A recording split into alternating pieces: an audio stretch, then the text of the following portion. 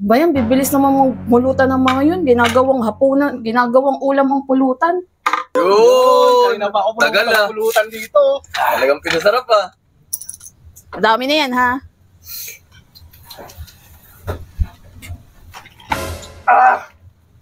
Ba't ganito ito? Bakit? Sabi pinasarap. Ano ulan? Walang ano.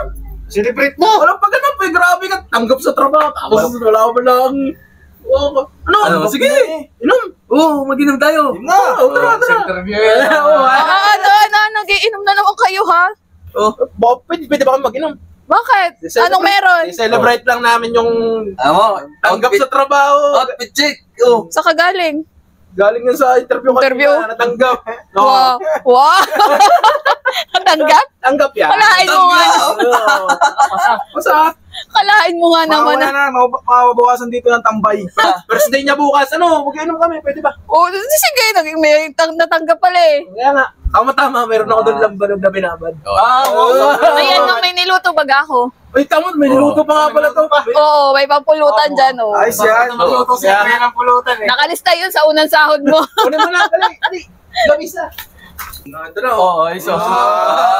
Pasas! Di, talagang pinagandaan ko talaga yan. Kasi alam kumakap ko sa siulan. Pasas. Diba? Pasas.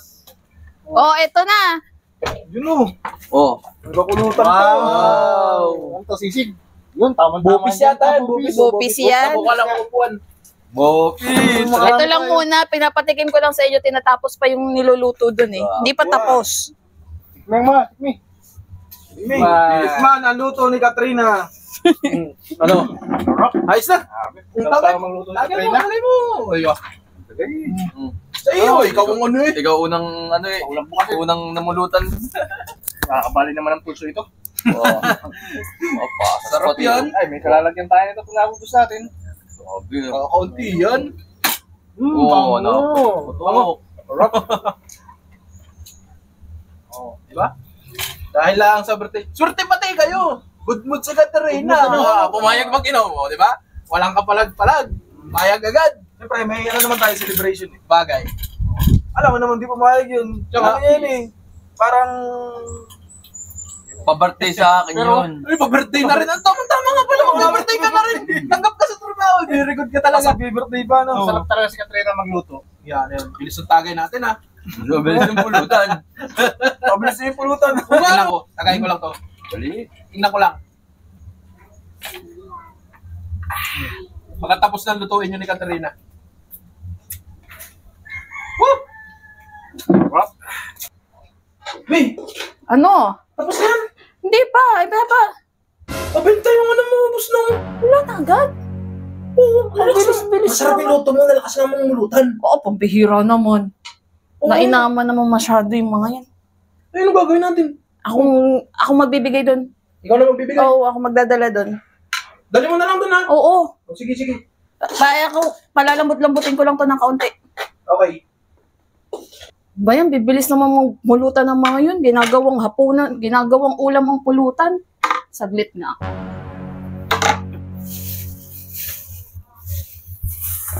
Yan ang bibilis nyo sa pulutan, ha? Nainaman naman kayo, binigyan lang kayo, inubos-ubos nyo naman agad. Ano yun, mauubusan kami ng ulam. Puro pulutan na lang nila. O, pag maraming sili, unti lang makakain nila. For sure, hindi nila ito magugustuhan sa sobrang dami ng sili nito. Pinagbigyan na nga kayong mag-inom. Sinubra-sobra mo naman sa pulutan. Inubos-ubos nyo agad. Kalalakas yung mamulutan. Porque pinayagan na kayo at binigyan na kayo ng pulutan. Inabuso nyo naman. Kung maubos nyo agad to.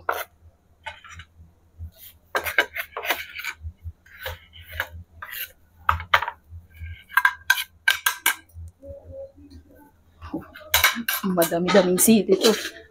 Tingnan ko lang. Yung pulutan, maya-maya lang ng konti. Pinasasarap pa daw niya. Oh, eto na. Yun! Kanina pa ako Tagal na. pulutan dito. Talagang pinasarap ah. Madami na yan, ha?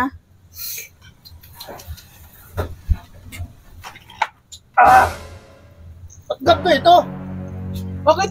Sabi pinasarap. Bakit? Sarap! Tingnan mo mo. Nakakuha mo ang panlasa ko. Sarap.